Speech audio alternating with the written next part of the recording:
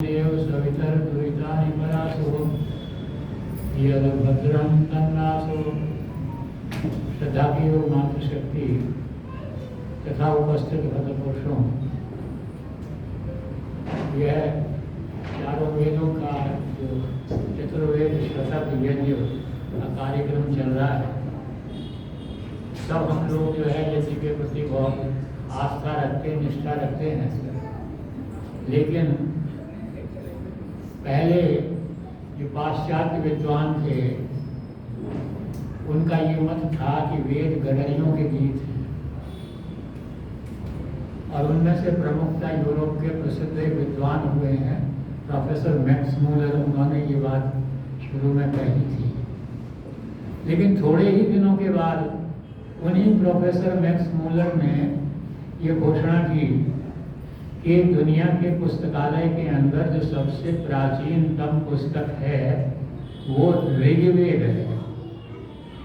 और केवल मात्र यही बात उन्होंने नहीं कही, उनकी वेदों के प्रति और विशेष रूप से ऋग्वेद के प्रति जो धारणा है वो उस घटना से प्रतीत होती है कि थॉमस अल्वा एडिसन ने ग्रामोफोन का आविष्कार किया और फिर ये सोचा कि इस ग्रामोफोन के अंदर किसकी आवाज सबसे पहले रिकॉर्ड करूं उस डिस्क के अंदर। तो बहुत विचार करने के बाद तो यूरोप के जो सबसे बड़े विद्वान थे, उनमें से विशेष नाम प्रोफेसर मैक्स मूलर का था, और उन्होंने मैक्स मूलर को ग्रामोफोन में उनकी आवाज रिकॉर्ड करने के लिए आमंत्रित किया।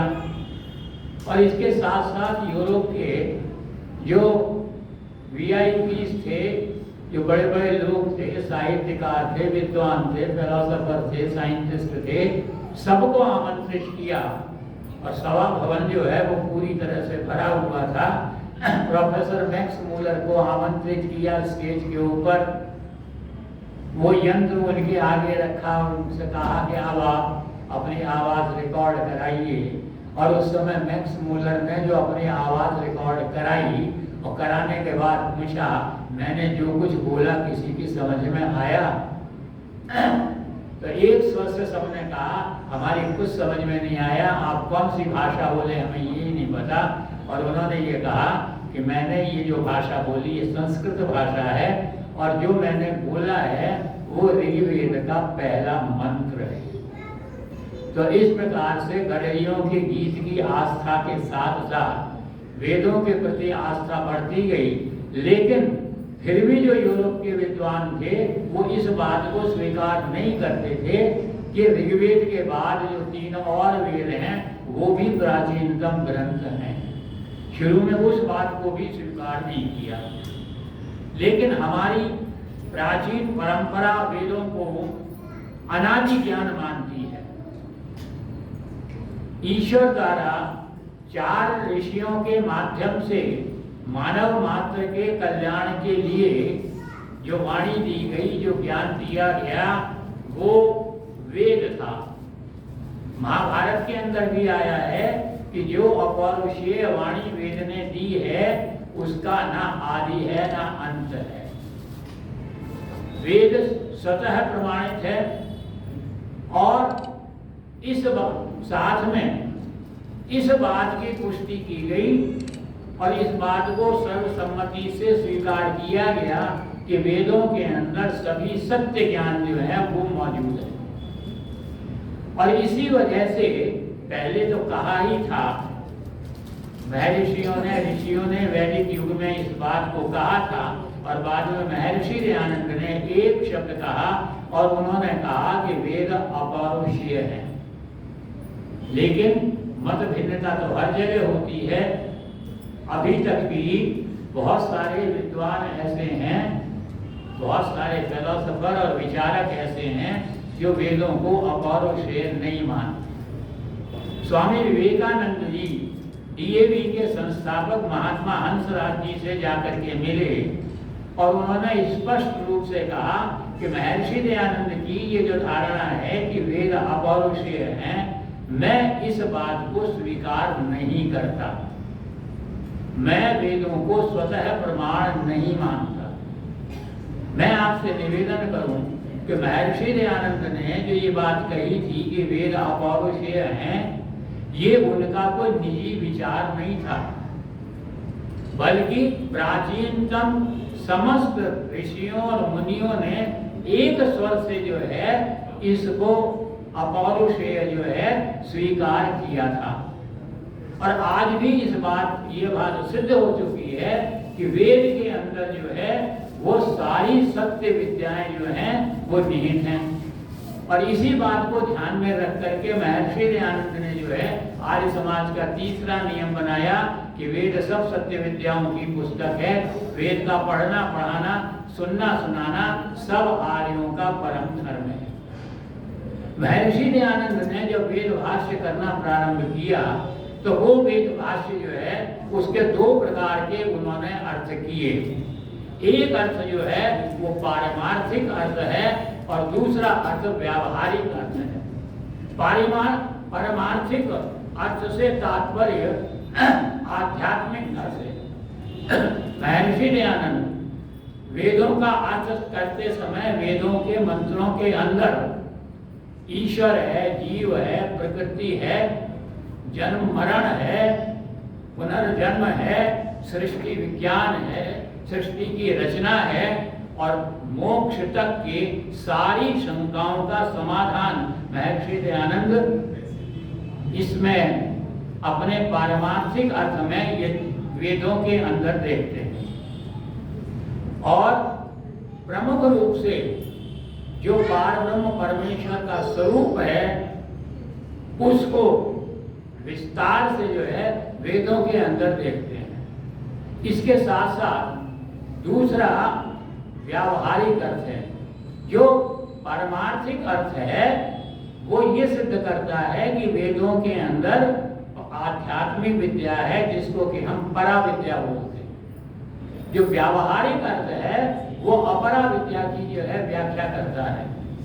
अपरा विद्या या व्यावहारिक से जो हम दैनिक जीवन में व्यवहार करते हैं तो अपने भौतिक जीवन में जो हमारे ज्ञान की आवश्यकता है उसका भी विशद वर्णन जो है व्यावहारिक अर्थों के अंदर महर्षि दयानंद करते हैं। और जिसके अंदर छोटे से छोटे, छोटे से छोटे, छोटे से छोटे जितना सूक्ष्मतर हो सकता है अणु है, परमाणु हैं, और परमाणुओं को भी बनाने वाले जो परमाणविक कण हैं उनसे लेकर के बड़े से बड़े जो पिंड हैं, उपग्रह हैं, ग्रह हैं, नक्षत्र हैं, सूर्य है, सौरमंडल है, आकाश गंगा है, अनेकों सौरमंडल हैं, उन सब के बारे में और उसके साथ साथ इस समूचे ब्रह्मांड के अंदर जितने भी पदार्थ हैं उन सब पदार्थों के गुणों का विशद अध्ययन जो है वो व्यावहारिक ज्ञान के अंदर आता है।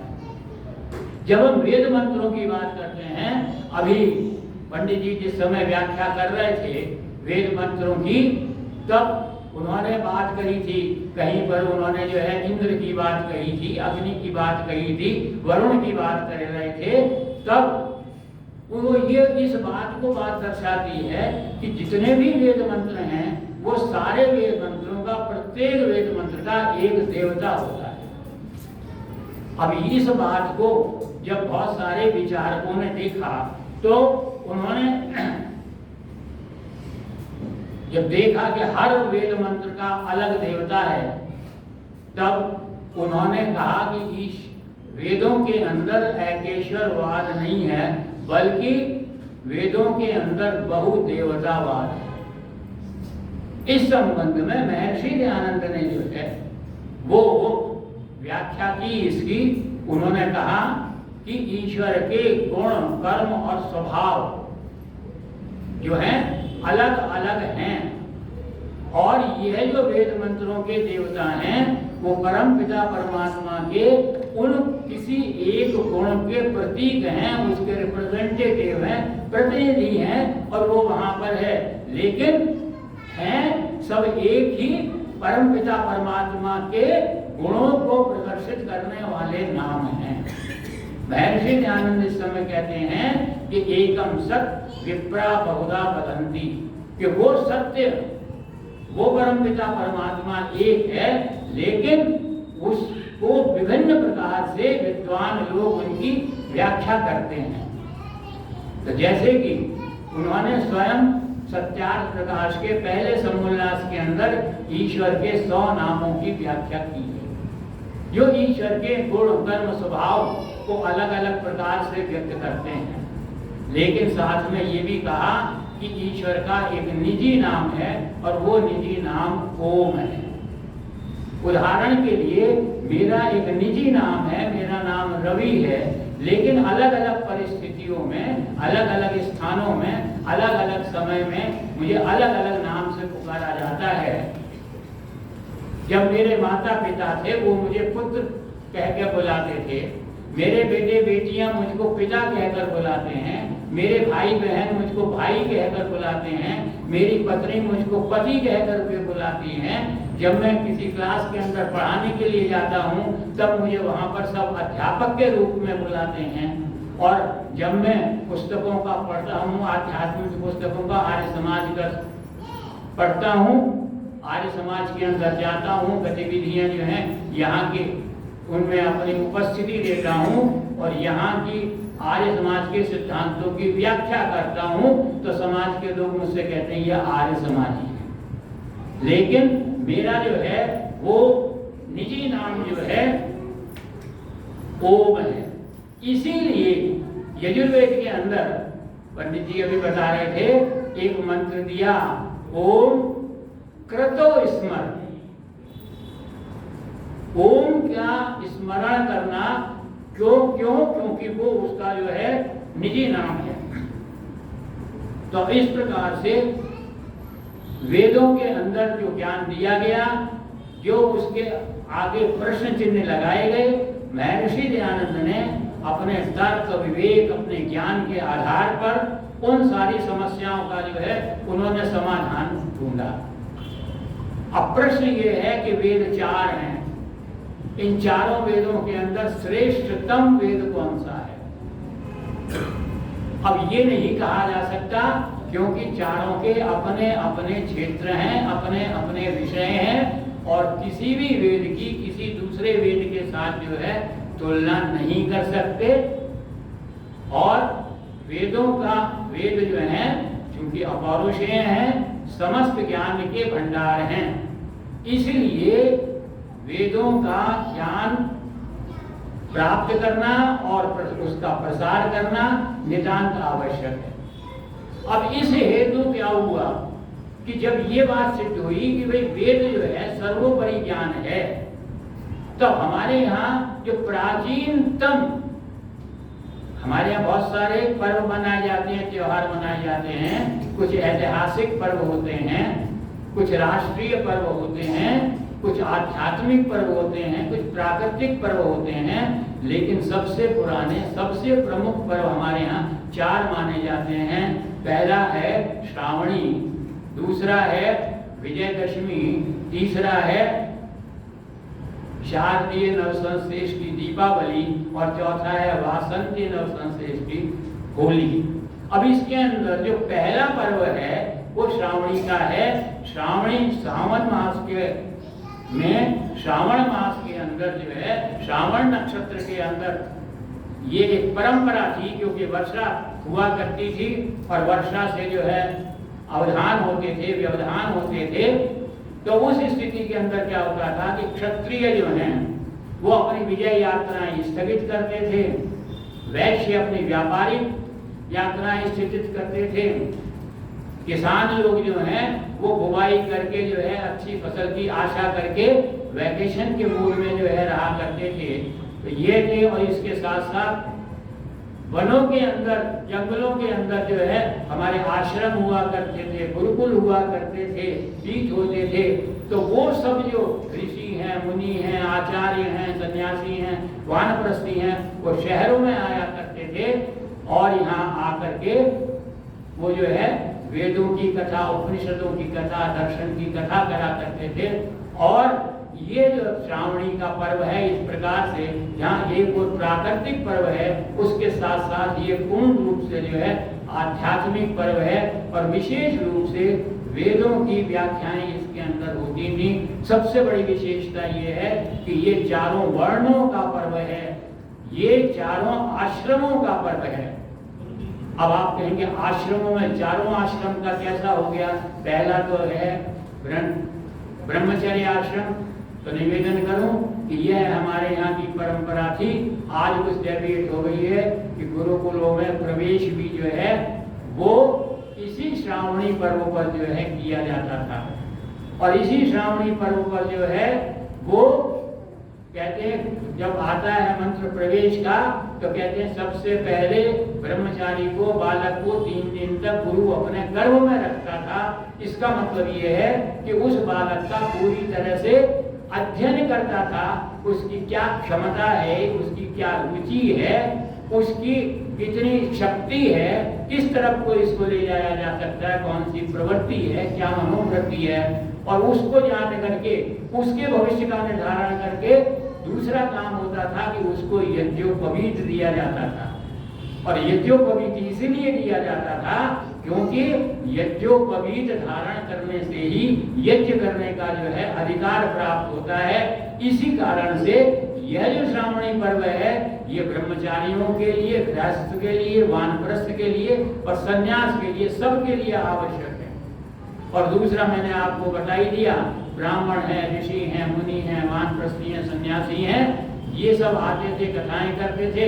और जो समाज का वर्ग है, वो समाज का वर्ग उनकी सेवा और शुश्रूषा किया करता था, उनको तृप्त करता था, उनको प्रसन्न करता था, क्योंकि उनसे ज्ञान प्राप्त करते थे और अपने जीवन की व्यक्तिगत, पारिवारिक, सामाजिक समस्याओं का जो है समाधान करते थे। इसलिए उनको सेवा और शुश्रूषा के द्वारा संपन्न तृप्त किया करते थे। इसीलिए इस श्रावणी का जो दूसरा नाम है वो ऋषि तर्पण भी। तो इस प्रकार से तो उसी की परंपरा में आर्य समाज के द्वारा प्रारंभ से ही क्या किया गया कि श्रावणी के ऊपर सारी आर्य समाजें अपनी क्षमता, अपनी परिस्थितियों के आधार पर वेद का प्रचार करती हैं। इसीलिए वेद प्रचार उत्सव नाम देते हैं, सप्ताह में करते हैं, वेद प्रचार सप्ताह करते हैं। और इसी के अंतर्गत जो है, जैसे सारी समाजें करती हैं, आर्य समाज इंदिरा नगर भी करती है। और इसने भी जो है कई 3-4 साल पहले से शायद ये जो है परंपरा ली कि प्रत्येक वेद के चुने हुए 100 मंत्रों से हम आहुति देते हैं एक रविवार को। और चारों वेदों के प्रत्येक वेद के शतक से आहुति दे करके यज्ञ संपन्न करते हैं। और साथ में हमें हमारे वरेण्य विद्वान जो है वो इसकी व्याख्या करते हैं, प्रमुख वेद मंत्रों की जो है व्याख्या करते हैं। उसी क्रम के अंदर इस बार भी उसको दोहराया गया। और आज जो है हमने यजुर्वेद के 100 मंत्रों के द्वारा आहुति दे करके यज्ञ संपन्न किया। गत सप्ताह प्रिय अनिल ने ये बता दिया था कि यह जो एक वेद से 100 वेद का चयन किया गया है वो अच्युतानंद जी थे, उन्होंने है प्रत्येक वेद के 100 मंत्रों का जो है चयन किया था। अब आज यजुर्वेद के 100 मंत्रों से हमने किया। यजुर्वेद के अंदर जो है वो 40 अध्याय हैं और कुल 1975 मंत्र हैं। यजुर्वेद का जो 39वां अध्याय है वो प्रमुख रूप से कार्य की, कर्म की विवेचना करता है। इसीलिए कहते हैं ना, जो वेद जो हैं उनमें प्रमुखता क्या है? ज्ञान, कर्म, उपासना और विज्ञान। तो यजुर्वेद जो है वो कर्म के अंतर्गत आता है, कर्म की व्याख्या होती है। और कर्म कौन से कर्मों की व्याख्या करते हैं? तो उसके अंदर वो कहते हैं कि भाई एक सूक्ति हमारे सामने आती है, यज्ञो वै श्रेष्ठतम कर्म। कर्मों में जो श्रेष्ठतम कर्म है वो यज्ञ है। अब आज तो यज्ञ जो है, अब यज्ञों में भी कुछ महान यज्ञ हैं जिनको हम महायज्ञ कहते हैं। और उनका वर्गीकरण किया, वो किया कि 5 महायज्ञ हैं। 5 जो यज्ञ हैं वो महान की श्रेणी में आते हैं, वो हमको जो है प्रतिदिन करने चाहिए। तो इस प्रकार से यज्ञ की आजकल क्या है, यज्ञ जो है वो वास्तव में अग्निहोत्र का, हवन का रूढ़ हो गया है। जब हम यज्ञ शब्द कहते हैं उसका सीधा सा मतलब जो है वो हवन कुंड के अंदर अग्नि प्रज्वलित करके मंत्र बोल के आहुति डालने का जो है करते हैं। वो भी महायज्ञ है, लेकिन वो ही महायज्ञ नहीं है। तो इसलिए 5 महायज्ञ जो है बताए हैं। अब हम जब हवन करते हैं तो उस हवन की जो पद्धति है, महर्षि दयानंद ने अपने ज्ञान के, अपने तप के, अपने अनुभव के आधार के ऊपर इन यज्ञों को प्रतिपादित करने की विशेष पद्धति जो है निर्धारित की है। एक स्पेसिफिक मेथड जो है हमको बताया है। तो यह जो यज्ञ है जिसको हम देव यज्ञ कहते हैं, इस देव यज्ञ के अंदर 4 भाग उन्होंने निर्धारित किए और उन्होंने कहा कि भाई कोई भी श्रेष्ठतम कर्म करते हैं तो उसके अंदर सबसे पहले हमको उस परमपिता परमात्मा के, ईश्वर की स्तुति, प्रार्थना और उपासना करनी चाहिए। तो पहला उन्होंने कहा, पहला भाग इसका क्या है? ईश्वर की स्तुति, प्रार्थना, उपासना। अब इस ईश्वर की स्तुति, प्रार्थना, उपासना में वेदों में छांटे तो कितने हजारों मंत्र जो हैं ईश्वर की स्तुति, प्रार्थना, उपासना के हमको मिलेंगे। कैसे स्तुति, प्रार्थना, उपासना करें? हमारे जो है नवयुवक हैं, ये लकी जी हैं, अनिल जी हैं, प्रवचन देते हैं। अनिल जी ने प्रवचन देना प्रारंभ किया विषय रखा उपासना, और मेरे ख्याल से शायद 37-38 उन्होंने जो है वो प्रवचन दे चुके हैं उपासना संबंधी मंत्रों के, और महर्षि दयानंद ने क्या व्याख्या की है। अब कितने मंत्र तो वो बोल गए और कितने उपासना के बाकी होंगे, और कितने फिर जो है प्रार्थना के मंत्र होंगे और कितने स्तुति के मंत्र होंगे। तो कैसे ईश्वर की स्तुति, प्रार्थना, उपासना की जाए? तो वहां महर्षि दयानंद ने अपने तपोबल के द्वारा, अपने ज्ञान के द्वारा, अपने ब्रह्मचर्य के तप के द्वारा, अपने अनुभव के आधार पर, अपने विवेक के आधार पर इन 1000 मंत्रों में से 8 मंत्र जो हैं स्तुति, प्रार्थना, उपासना के हमारे सामने रखे, और इन 8 मंत्रों में से 7 मंत्र जो हैं वो यजुर्वेद के मंत्र हैं। अब दूसरा जो यज्ञ आता है वो यज्ञ कौन सा होता है? वो ब्रह्म यज्ञ होता है, जिसको हम संध्या कहते हैं। संध्या के अंदर क्या? सम्यक ध्यायेति संध्या, सम्यक रूप से जब ध्यान किया जाता है वो संध्या होता है। कब करनी चाहिए? जब संध्या हो, दिन और रात दिन जहाँ मिल रहे हो तब हो। क्यों करनी चाहिए? तो उसका एक संकेत दिया, एक प्रतीक दिया कि भाई संधि है।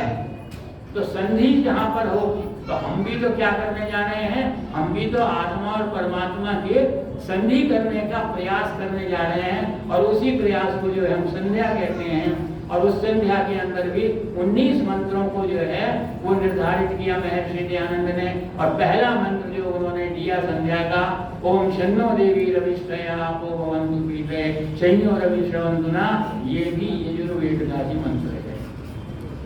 अब इसके साथ साथ जो संध्या के अंदर विशेष प्रक्रियाएं हैं, अपने से संबंधित है, अपने शरीर से संबंधित है, अपने अंतःकरण से संबंधित है, लेकिन ईश्वर के साथ संधि के लिए जो भाग आता है उसको हम उपस्थान कहते हैं। उप माने पास में, स्थान माने स्थान ग्रहण करना, बैठना।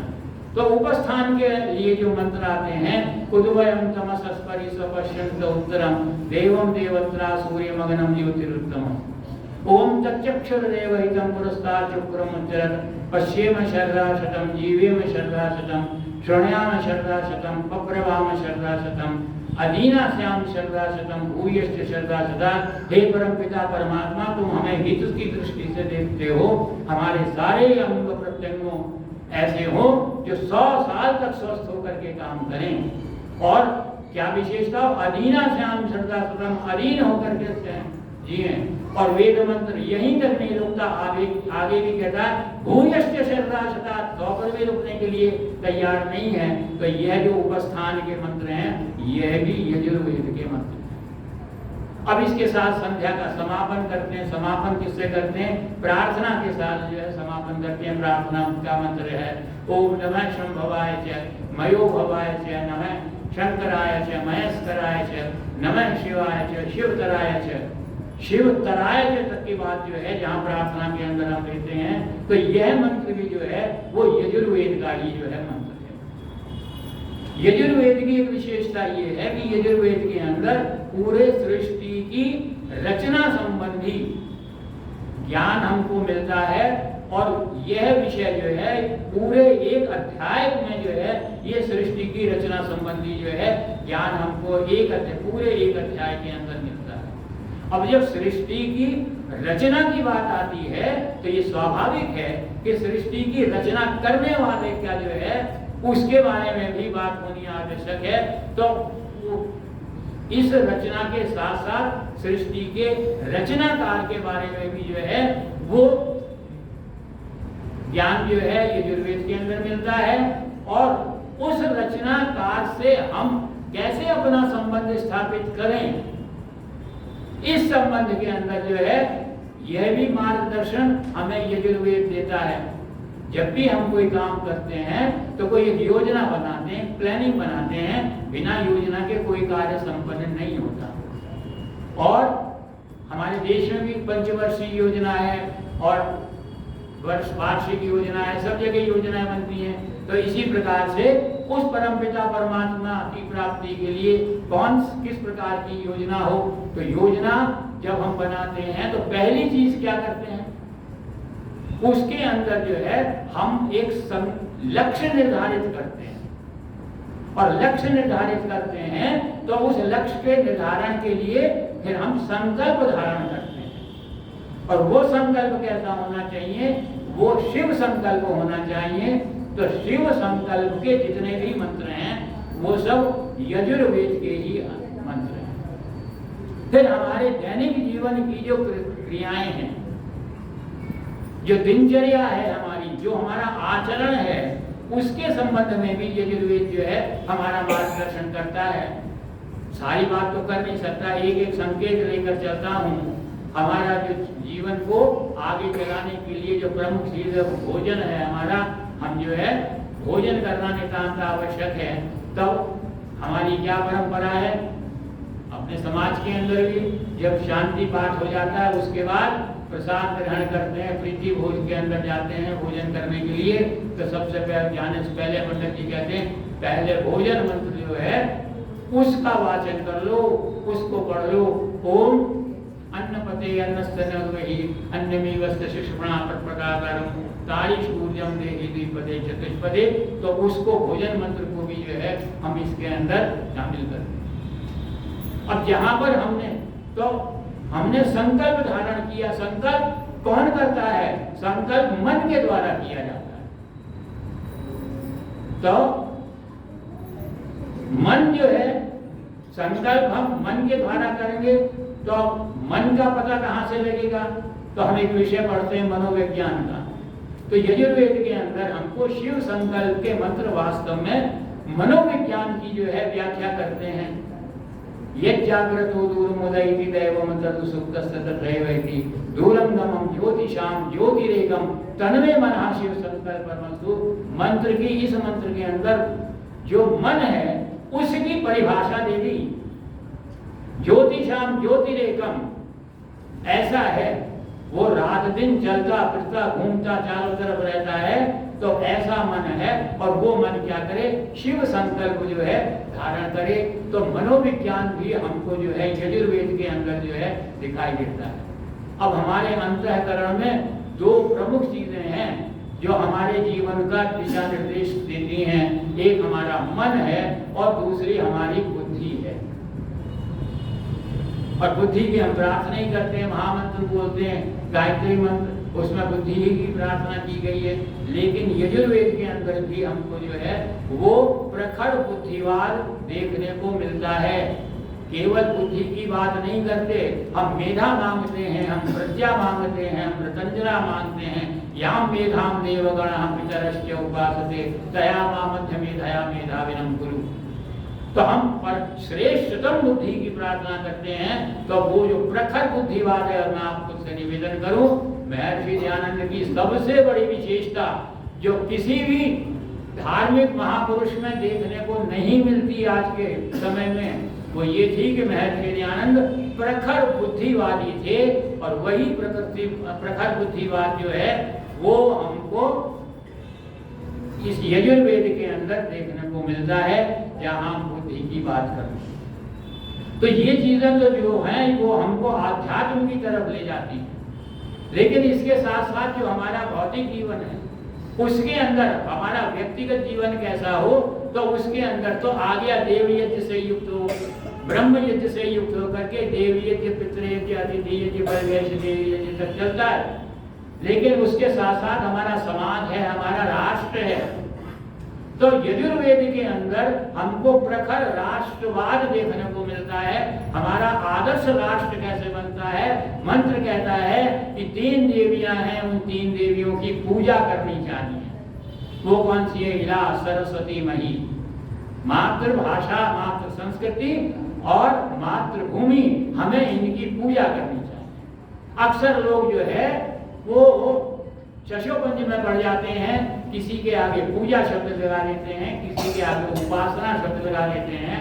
मैं आपसे निवेदन करूं, उपासना परमपिता परमात्मा की, ईश्वर की होती है, और पूजा देवी और देवताओं की होती है। हमारे यहाँ देव यज्ञ कहा गया है, देव उसमें 3 भाग हैं, देव पूजा कहा गया है, वहां पे उपासना की बात नहीं की गई है। तो इसी प्रकार से जो है ये हमारा जो है क्या है, देवताओं की, तो यहाँ पर कहा कि जहाँ देवताओं की, तो राष्ट्र की उन्नति चाहते हो तो 3 देवियों की पूजा करो। पूजा का मतलब ये है कि उनको बढ़ाओ, उनके अस्तित्व को बनाए रखो, उनको समृद्ध करो, उनको जीवित रहने दो, उनको और प्रसार उन्नति उनकी करते चलो। ये पूजा के अंतर्गत आता है। इसीलिए कहते हैं मातृवान, पितृवान, आचार्यवान पुरुषो वेद, इनकी पूजा करो, साथ में इन 3 देवियों की जो पूजा करो। तो यह राष्ट्रवाद जो है हमारा यजुर्वेद के मंत्र में मिलता है।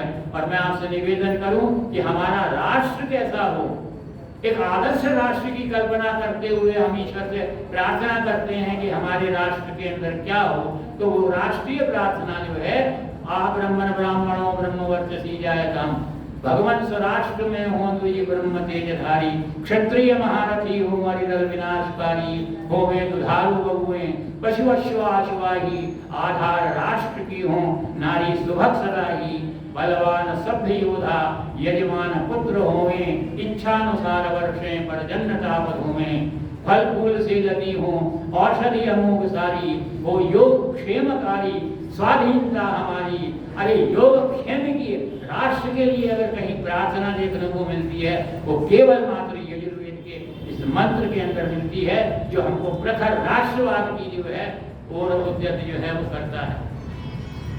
अब जीवन के अंदर चलते हैं, लक्ष्य क्या है? लक्ष्य है मोक्ष प्राप्ति। अब मोक्ष प्राप्ति तो अब लोग कहते हैं इस जन्म में होती नहीं, तो जन्म कैसा हो?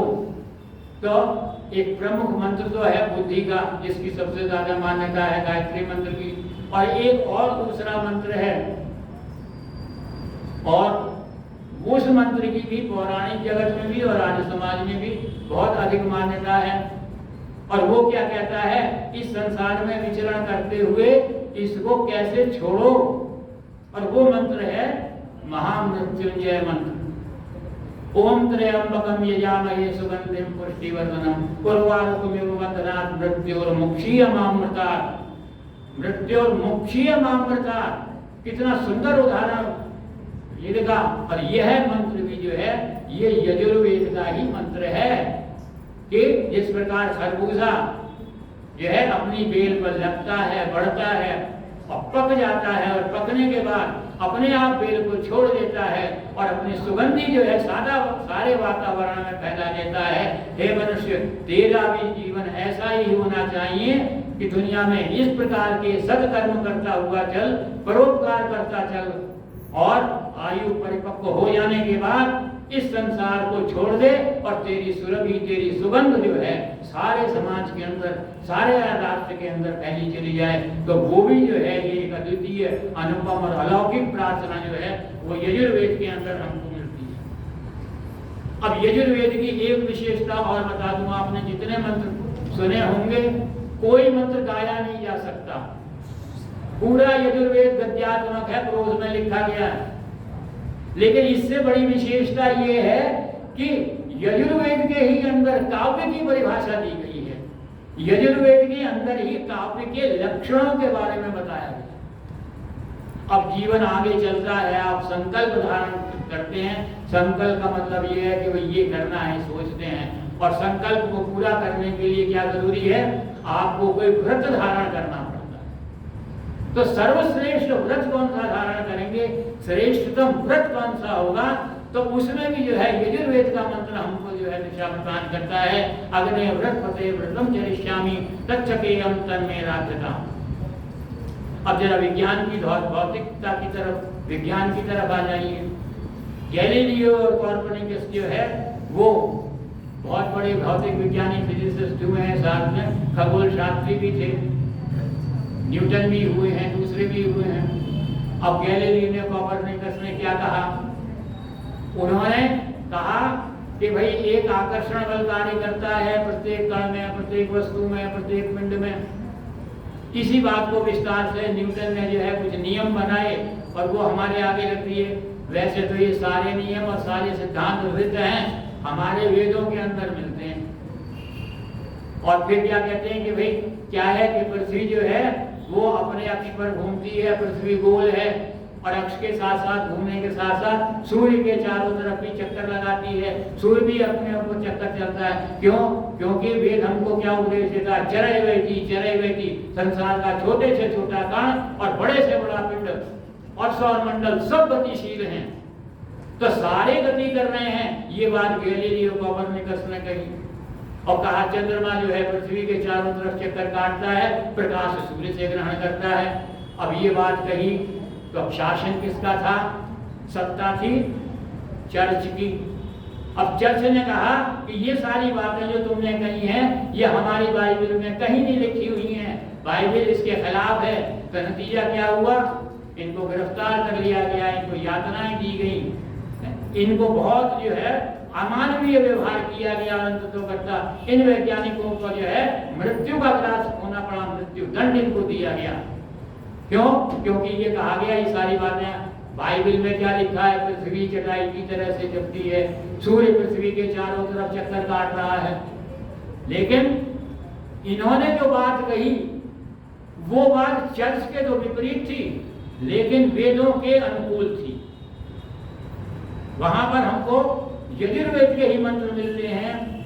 आकृष्णेन रजसा वर्तमानो निवेशयन्न मृतम मृतस्य हिरण्यमेन सविता रवेण देवो याति भुवनानि पश्यन्। इसका अर्थ जो करते हैं वो क्या है, इसमें एक शब्द आया है सविता। सविता का अर्थ जब हम मंत्रों के अंदर करते हैं तो तीन प्रकार के हमको जो है इसके अर्थ मिलते हैं। एक सविता का अर्थ जो है परमपिता परमात्मा से होता है, दूसरा अर्थ वायु से होता है, तीसरा अर्थ सूर्य से होता है।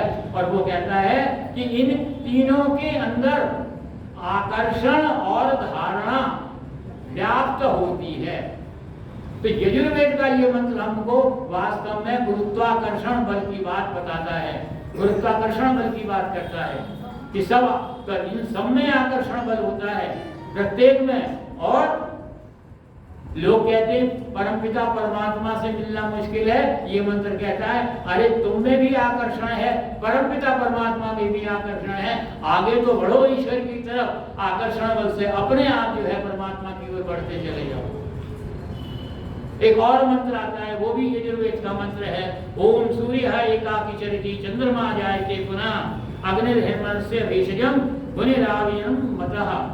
मतलब वो क्या कहता है कि चंद्र, ये मंत्र कहता है, इसका अर्थ है चंद्रमा सूर्य से प्रकाश ग्रहण करता है और सूर्य एकाकी चलती, सूर्य अकेला चलता है अपनी अक्ष के ऊपर, अपनी कक्षा के ऊपर। चंद्रमा सूर्य से ग्रहण करता है और पृथ्वी के चारों तरफ चक्कर लगाता है और फिर यह सिस्टम पूरा सूर्य के चारों तरफ चक्कर लगाता है। तो मंत्र कहता है तो इस स्थिति के इन सारी घटनाओं का परिणाम क्या होता है कि हमको चंद्रमा जो है प्रतिदिन घटता बढ़ता दिखाई देता है, उसकी विभिन्न आकृतियां हमको दिखाई देती हैं, जिसको हम पौराणिक जगत में कहते हैं कि चंद्रमा के अंदर 16 कलाएं होती हैं। लोग अक्सर कहा करते हैं कि आध्यात्मवाद तो बहुत रूखा है, लेकिन वस्तुतः वेद मंत्रों की गहराइयों के अंदर अगर हम जाएंगे तो वास्तविक सौंदर्य बोध, वास्तविक एस्थेटिक सेंस वो हमको वेद मंत्रों से प्राप्त होता है। कितना सुंदर दृश्य जो है इस मंत्र के अंदर बताया गया है कि उस सृष्टिकार की जो सृष्टि का सौंदर्य है उसका वर्णन हम जो है स्वयं सब प्रत्येक व्यक्ति देखता है कि आज चंद्रमा है नहीं, कल छोटा हुआ, फिर और बड़ा हुआ, फिर और बड़ा हुआ, फिर घटना शुरू हो गया। तो इस प्रकार की अनेकों कलाएं, अनेकों स्थितियां हमारे मन को जो है विभोर कर देती हैं, प्रसन्न कर देती हैं। वास्तविक एस्थेटिक सेंस हमको इन मंत्रों के द्वारा जो है वो प्राप्त होता है।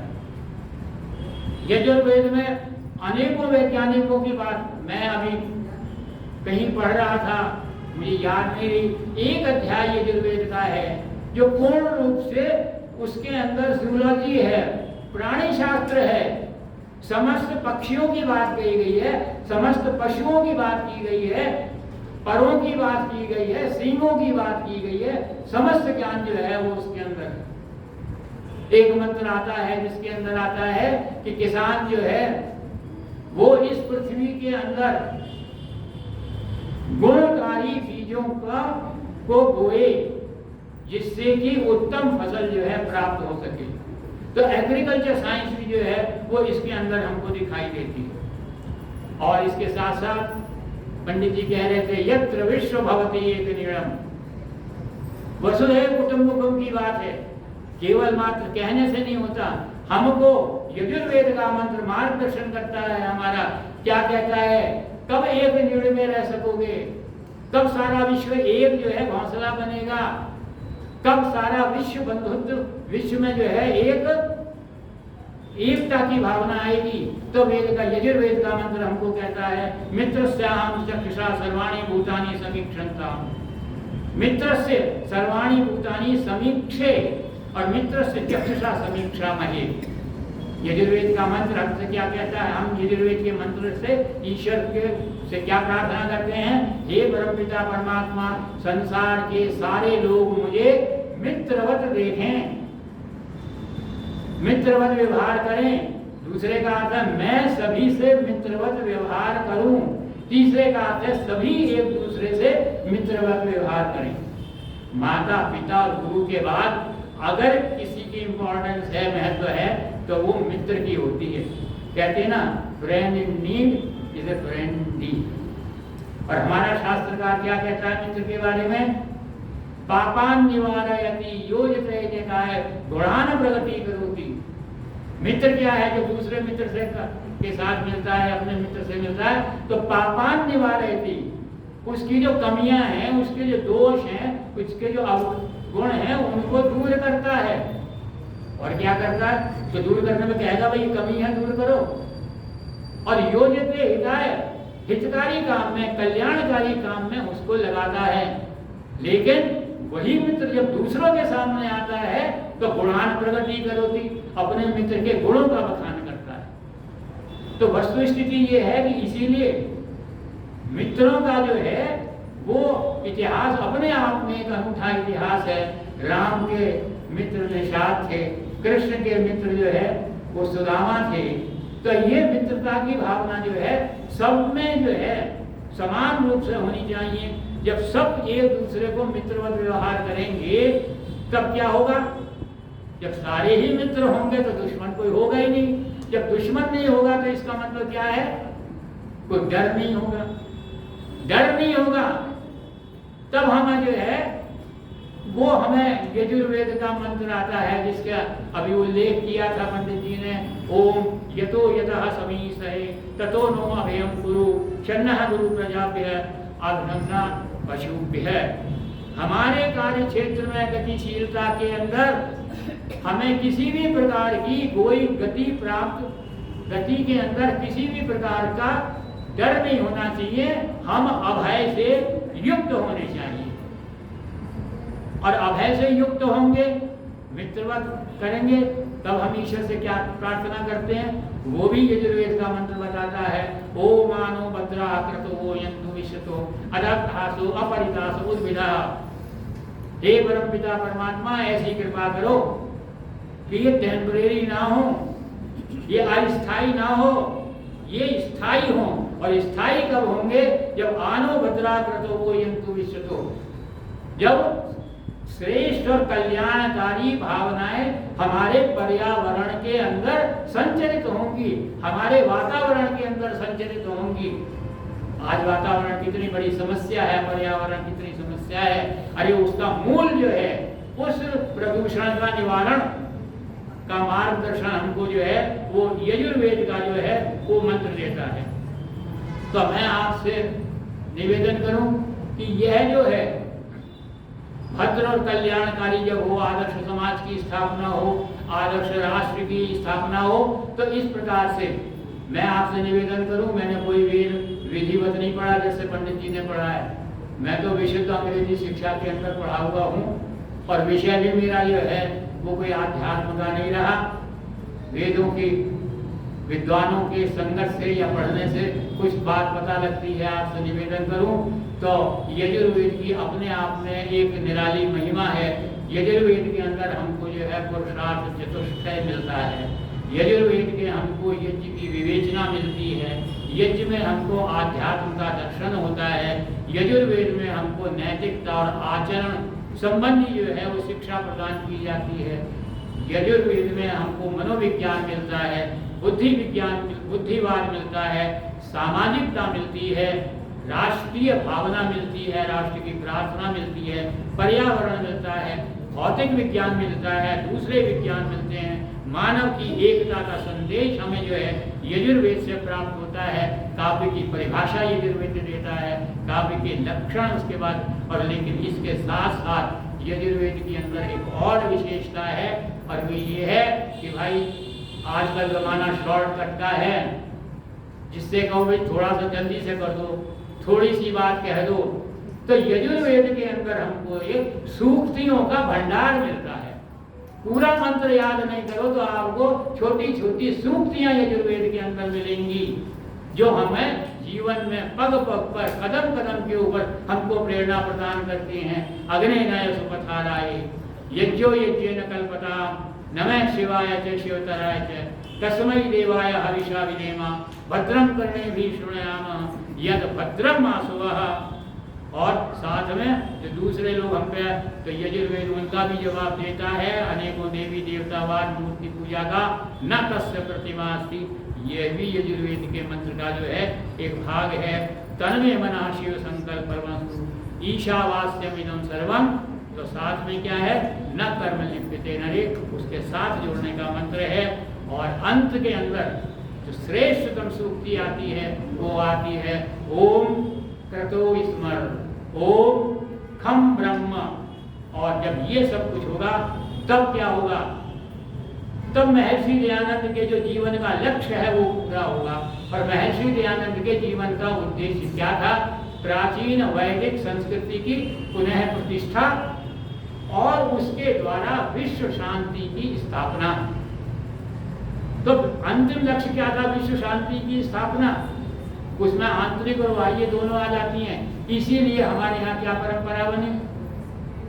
जब यज्ञ करेंगे अंत में शांति पाठ करेंगे, जब संध्या करेंगे शांति पाठ करेंगे, जब हमारी कोई सभा होगी तो शांति पाठ करेंगे, जब हमारा विचार विमर्श होगा तब शांति पाठ होगा। है जहाँ कोई भी अनुष्ठान करेंगे, कोई भी पर्व मनाएंगे, हर जगह हम अंत में क्या करते हैं? शांति पाठ। और वो शांति पाठ क्या है? ओम द्यौ शांति, अंतरिक्षम शांति, द्यावा शांति, पृथ्वी शांति, औषधया शांति, वनस्पतया शांति, विश्वे देवा शांति, शांति ब्रह्म शांति, सर्वम शांति, शांतिरेव शांति, शांतिरेव। और यह जो शांति पाठ है जो आप करते हैं, यह भी यजुर्वेद का ही मंत्र है।